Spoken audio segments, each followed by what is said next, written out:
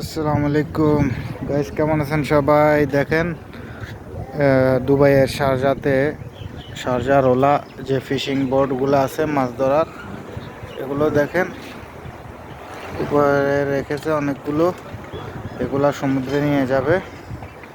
সবগুলা সেম এরকম। আমাদের দেশে কি বলে এগুলো, এক এক ডিস্ট্রিক্টে এক এক বলে। কেউ ভেন্তা বলে, কেউ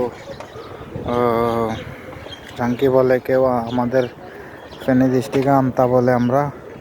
তো এখান দিয়ে মাছ ভিতরে প্রবেশ করবে, প্লাস নিচে দেখেন কিছু পাত্র রেখেছে, এগুলো সমুদ্রে বসানো হবে।